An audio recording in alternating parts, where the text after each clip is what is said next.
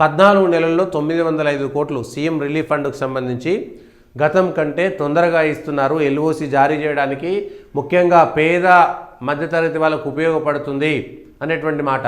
గతంలో సీఎంఆర్ఎఫ్ సంబంధించినటువంటి చెక్కుల పంపిణీ కానీ నిధుల పంపిణీ కానీ చాలా అవకతవకలు జరిగాయనేటువంటి వార్తలు వచ్చినాయా లేదా? వాటిపైన విచారణ చేసిరా లేదా? సీఎంఆర్ఎఫ్కు సంబంధించినటువంటి దాంట్లో జరిగినటువంటి అవకతవకలకు కారణం ఎవరు? దాంట్లో ఎవరి నుంచి ఎవరికి పోయినాయి?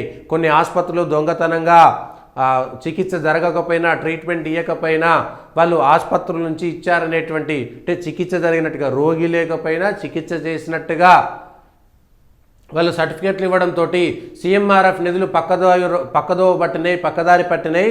ఆ నిధులన్నీ కూడా కొంతమంది రాజకీయ నాయకులు కొంతమంది చెంచాలో వాళ్లకు వెళ్ళిపోయినాయి అనేటువంటి ఆరోపణలు వచ్చినటువంటి నేపథ్యంలో ఎస్ మీరు తొందరగా ఎల్ఓసి ఇస్తే మంచిదే, ఇందులో కూడా జాగ్రత్త పడండి, ఇందులో ఆసుపత్రుల్లో నిజంగా వాళ్ళు చికిత్స చేసుకున్నారా లేదా ఎంక్వైరీ చేయండి, తెచ్చినటువంటి వాళ్ళు ఎవరు ఇచ్చినటువంటి వాళ్ళు ఎవరు ఈ విషయాలపైన కూడా క్లారిటీ తీసుకోవాల్సినటువంటి అవసరం కూడా ఉంది.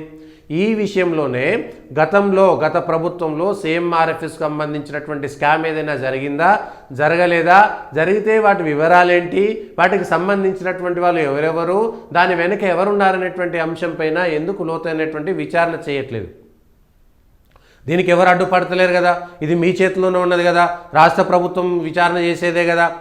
గత 10 ఏళ్లలో సీఎంఆర్ఎఫ్ పైన అనేకమైనటువంటి ఆరోపణలు చేసినటువంటి కాంగ్రెస్ కూడా ఆరోపణలు చేసింది. మేము అధికారంలోకి వస్తే నిందితులను పట్టుకుంటాం, దోషులను పట్టుకుంటాం, శిక్షిస్తామని చెప్పారు కదా. మరి ఏమైంది ఇప్పుడు? ఈ అంశం పైన కూడా క్లారిటీ ఇవ్వాల్సినటువంటి అవసరం ఉన్నది. క్లారిటీ ఇవ్వకపోతే ఇక అది మీ ఇష్టం. ఏం చేస్తారనుకంటే అంటే ఈ ఆరోపణలు చేసుకోవడం, ఒకరి మీద